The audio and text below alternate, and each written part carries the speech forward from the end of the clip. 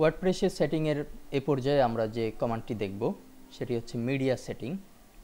আমরা যদি সেটিংসের ভিতর থেকে মিডিয়া অপশানে ক্লিক করি তাহলে কিন্তু আমরা অচিরেই মিডিয়া সেটিংসের এই পেজটিতে প্রবেশ করতে পারবো।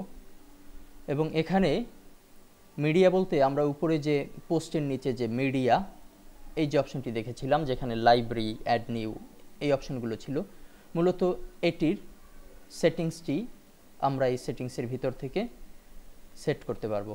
যেমন ইমেজ সাইজ কি হতে পারে? থাম্বনেইল ইমেজের বেলায় এখানে দেয়া আছে 150 ওয়াইড 150 হাইট।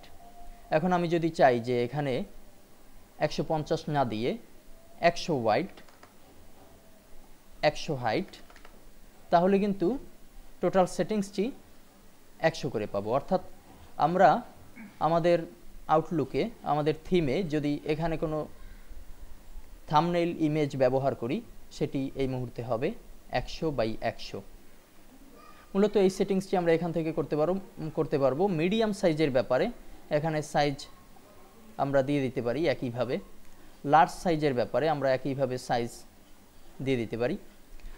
আমরা যদি এখানে যে 100 দিলাম এটি দিয়ে আমরা যদি এটিকে সেভ চেঞ্জ দেই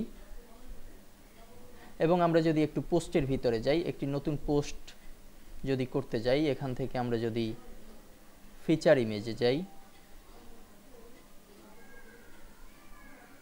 কিংবা আমাদের এখানে যদি কোনো ছবি আপলোড করার জন্য যাই,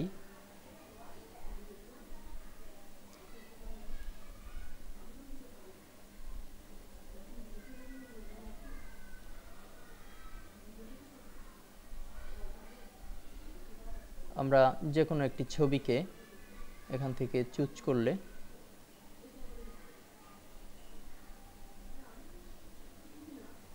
আমরা একটি ছবিকে এখান থেকে নিয়ে এখানে আমরা দেখতে পাচ্ছি যে থাম্বনেইল যেটির সেটিংস আমরা 100/100 করেছিলাম, আমরা কিন্তু এখানে অচিরেই সেই সেটিংসটির আউটলুক দেখতে পাচ্ছি।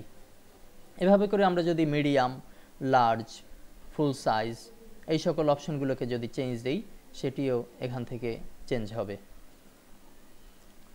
আমরা আবার একটু আগের জায়গায় ফিরে যাচ্ছি এবং এখানে এর পরে রয়েছে ইমবেডস, ম্যাক্সিমাম ইমবেড সাইজ।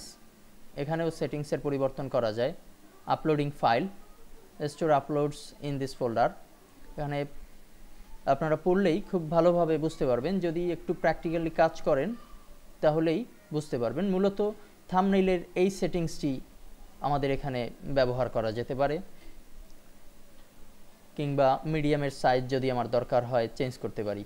তো এভাবে করে আমরা কিন্তু আমাদের ওয়ার্ডপ্রেসের টেমপ্লেটে খুব সহজেই কারুকাজকে পরিবর্তন করতে পারবো।